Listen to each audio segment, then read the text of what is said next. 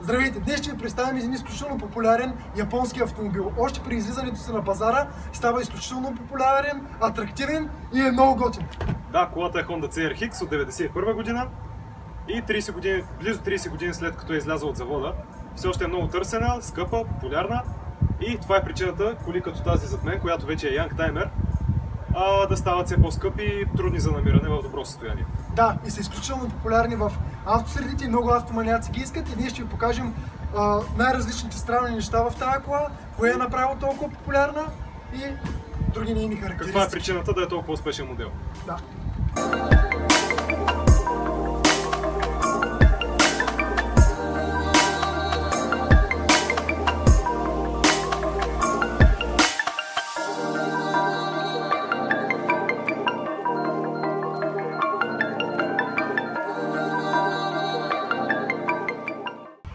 Сядам вътре в интериора и почвам да го оглеждам. Изключително простоват, спартански, нямате нищо ел, освен шибидаха. Веднага поглеждам наляво, имате копче, което регулира постъпващата струя въздух отвън. Отдолу има малко долапче и ако не се досещате за какво е, японците са ви сложили надпис монети. Поглеждам настрани по вратата, разбира се, ръчни стъкла. Има ги и с ел стъкла, но са доста редки. Също поглеждам, че са с ръчни огледала. Все пак идеята на този автомобил всичко да е просто и олекотен. Отиваме назад към багажника и виждаме, че има две странни капачета, които се отварят, за да може да отварите по-лесно някакви по-големи предмети. Ако си мислите, че сме приключили с интересните неща в колата, не сме, тя все пак е японска. Ето вижте часовника, има капачи върху бутоните, защото може да имате много рядката фобия, че бутоните ще ви се изтъркат и затова японецът е сложил капача, за да не се притеснявате. Също така тук има дръжка, която не е на обичайното място, ами е отстрани на колонката и между другото е много здрава, за да се държите когато шофьора кара като лунатик, тази бърза кола. Капака отзад също много ми харесва, понеже вертикалната му част също е стъклена и това ви дава изключително добра видимост, когато паркирате и може да паркирате буквално на 5 см от стената и да я виждате точно къде е, без да си закачите колата. А в Япония това е полезно, понеже там обикновено местата са много тесни. Продължаваме към задната седалка, която е правена за малки, ниски япончета. Не се ебаваме с японците, в никакъв случай направили са страхотна кола. Имате от всяка страна подлакътник, който е и място за складиране на дребни вещи. И тъй като те взеха да стават много, реших да проверя, чрез елементарен тест, на колко места мога да си сложи телефона в този автомобил. И започваме. Първи джоб на вратата, втори джоб на вратата, първи джоб на таблото, на който няма да сложи телефон, защото очилата ми вече са. Втори джоб на таблото, трети джоб на таблото, джоб, който е по средата на таблото, защото може да не може да вземете решение, но е над запалката. Джоб по средата на таблото, който е под запалката. Или, ако отново не може да вземете решение, джоб, който е пепелник, по средата на таблото, който е до запалката. Продължаваме нататък. Първи джоб на дясната врата, втори джоб на дясната врата, дръжка на дясната врата, седалка, ако ви е писнало джобове, първи джоб на задната седалка и втори джоб на задната седалка. А ако се чувствате в такова настроение, може да го сложите отгоре на шибидаха, ето така, и да отидете да си купите нов, понеже този е 4S, а пък аз бих искал да си взема 5S, същото ако трябва, но малко по-нов. Каква жега е тук? Така, вече сме вътре в автомобила и да видим какво да го караш. Палим и тръгваме. Стой, не тръгвай! Колата е много ниска, едно листо се е закачило отпред и не може да потегне. Сега вече може. Какво усещаме веднага? Колата няма хидравлика! Мили дами, тази кола не е за вас. В никакъв случай, да. В никакъв случай няма хидравлика. Това са мазоли от маневриране на паркинг, не знам дали се вижда. Да. В начален стадий. Колата няма хидравлика. Ма пък има звук. Всичко е окей. Първото нещо, което усещаме при автомобила, освен че няма хидравлика, изключително рязък, като малък картинг, така да го нарека. Много си ниско до земята, затова се усеща, че в повечето време караш адски бързо. Колата е изключително лека, под 1000 кг е. 986, за да бъдем точни, понеже това изпълнение е SI, което, например, отзад няма барабанни спирачки, ами дискови.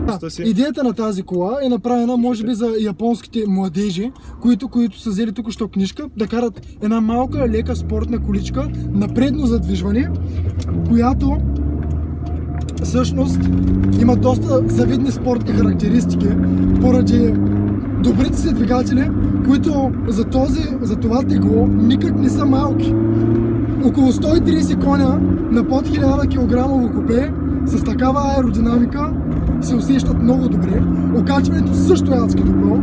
Твърдо, този автомобил тук е на койл-овъри, което го прави още по-нисък с още по-спортно и твърдо окачване. Усеща се супер добре.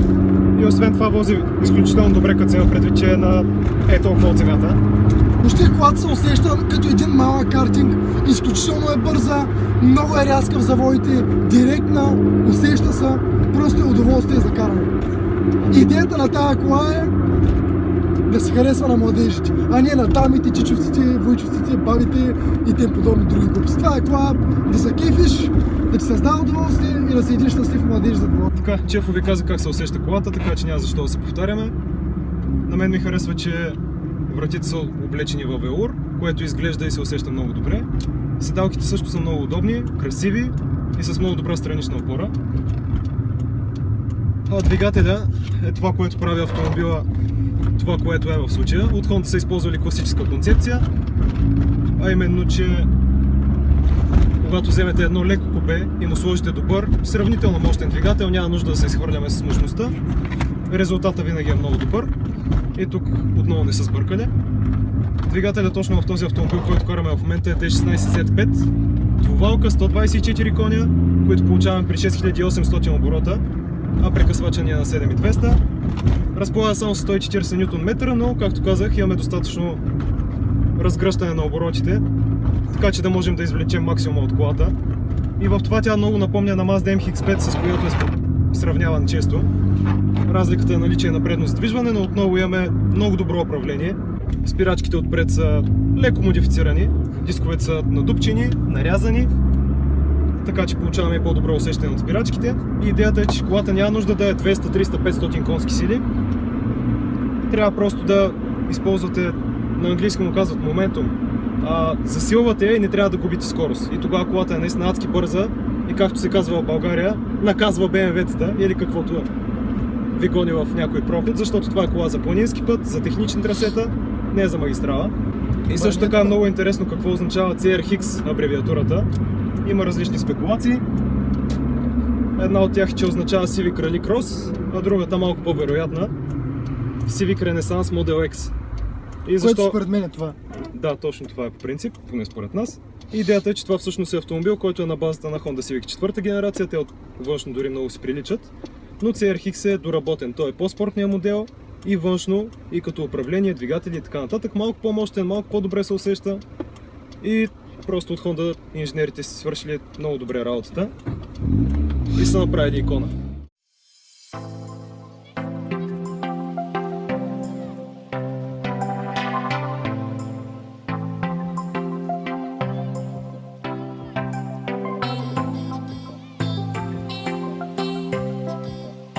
Днес ви представихме Honda CRX, един изключително малък, спортен и компактен автомобил за младежи. Да, колата е абсолютна класика, няма ги много на пазара, поизчезнаха, вече са по-трудни за намиране, а причините вече ги знаете какви са. Да, точно така. Искаме изключително много да благодарим на момчето, което ни предостави колата за цял ден и имахме възможността да ви я покажем. Да я разгледаме внимателно и така нататък. И двамата много харесваме този автомобил.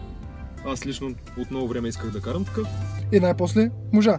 Та, не забравяйте!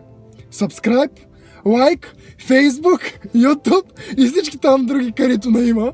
Да, бупарите утре в 8 вечерта. Точно така, бупарите вече са в 8 вечерта и така. Чао и до утре!